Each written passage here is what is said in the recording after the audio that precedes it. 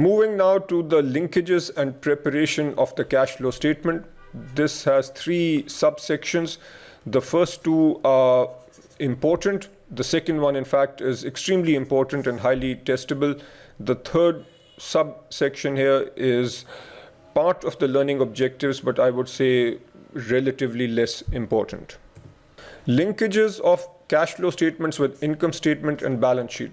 Here is a very simple link. The beginning balance for cash is available on the balance sheet. So if we look at the balance sheet at the start of the period, say 1st January 2010, the beginning balance is 100. And then from the cash flow statement for the year, we can look at all the cash receipts. Let's say cash receipts equal 50. We can look at all the cash payments. Say the cash payments are 40 and this is money out. The ending balance 110 would be 100 plus 50 minus 40. So that shows the link between the cash or the balance sheet and the statement of cash flows. Here is another example. Let's look at accounts receivable. Again, at the start of the year, accounts receivable is 200. This comes from the balance sheet. Then from the income statement, we see that revenue for the whole period was 5,000. And statement of cash flows tells us that the cash collected from customers was 4,800. This means that receivables must have gone up by 200 because cash collected is less than revenue shown. And this 200 then is reflected in the fact that accounts receivable is 200 more at the end relative to what it was at the start of the period. This demonstrates the link between the balance sheet, income statement, and cash flow statement. Coming now to steps in preparing the cash flow statement. As discussed before, the cash flow statement has three segments: the operating activities, investing activities, and financing activities. With operating activities, we can either have the direct method or the indirect method. If we use the direct method, then essentially we have what's called a direct cash flow statement. That would simply be a statement that is showing these three activities. If we say that we have an indirect method cash flow statement, then the operating activities would be shown using the indirect method. For investing and financing activities, there is only the direct method. We don't have any indirect method for investing and financing activities. We'll now look at each segment of the cash flow statement in a little more detail. Operating activities, direct method. The top line here is the cash collected from customers.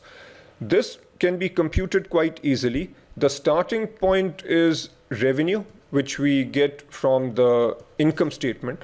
Let's say that the revenue from the income statement is equal to 100.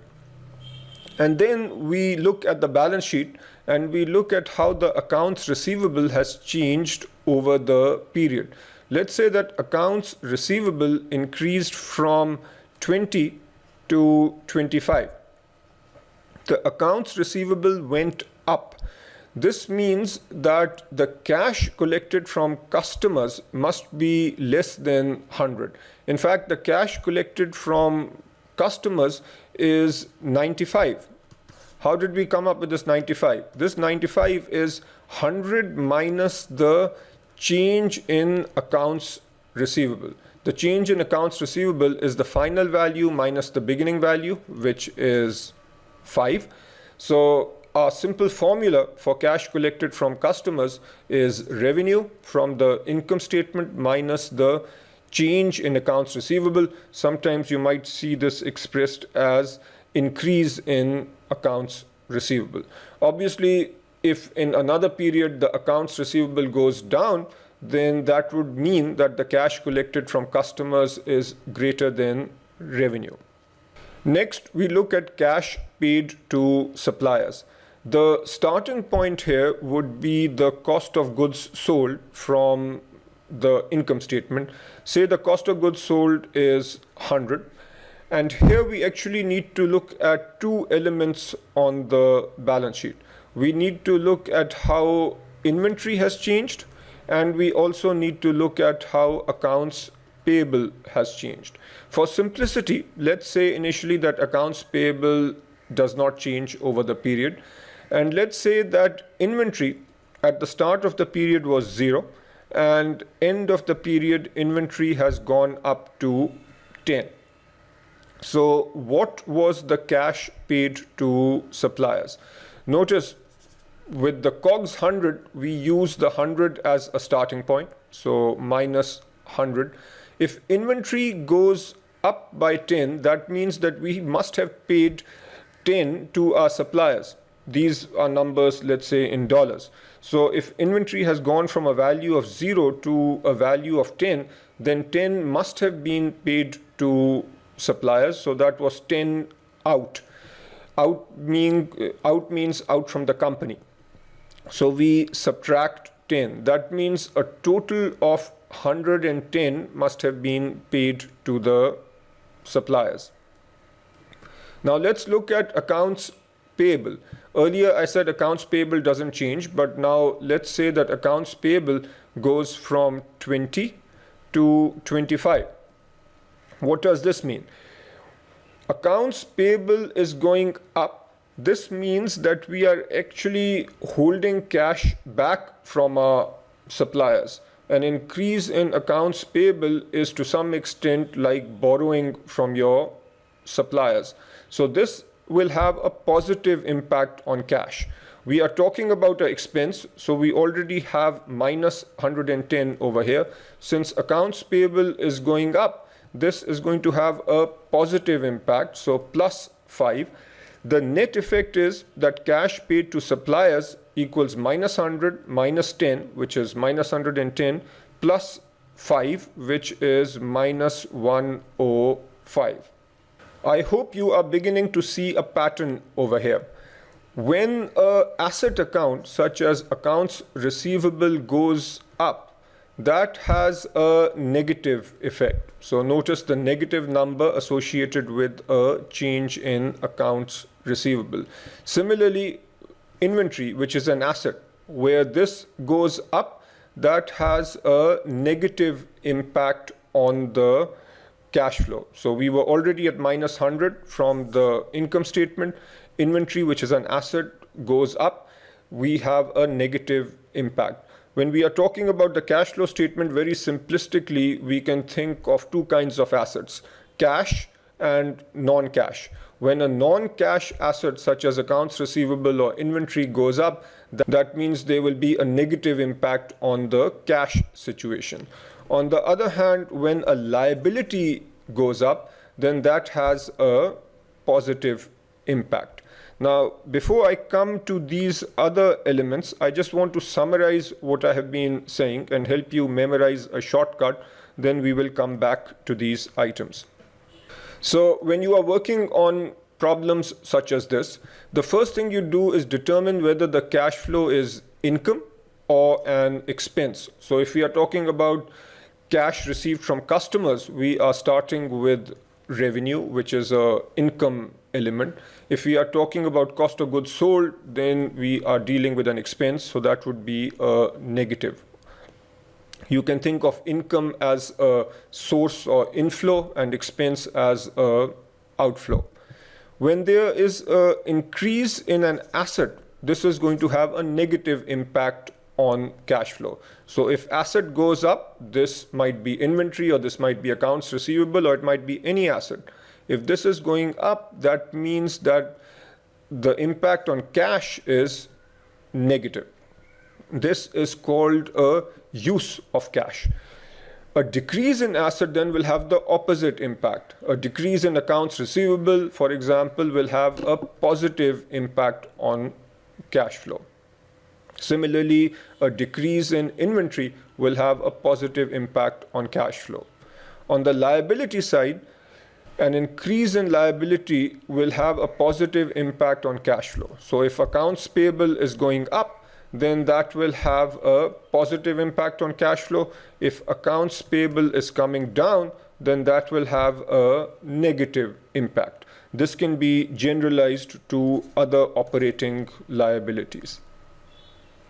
So if we come back to this situation now, cash paid for operating expenses. If you see any liability account such as operating expenses payable, then you can look at whether that liability is going up or down and then figure out the cash paid. Let's say cash paid for interest. Say you have interest expense is equal to 50 from the income statement. This is a negative, it's an expense. Interest payable on the balance sheet, let's say, goes from 7 to 9. Interest payable is a liability. Liability going up has a positive impact on cash. So you would actually add 2, and therefore the cash paid for interest would be negative 48.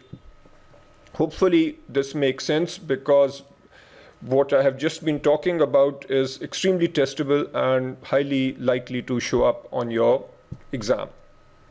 Once you have computed all these cash elements and you've computed the cash collected from customers, you can then come up with your operating cash flow. Now pause this video and do this question before you look at the answer. What you should do is the following. First of all, recognize that we are being asked for the cash received from customers.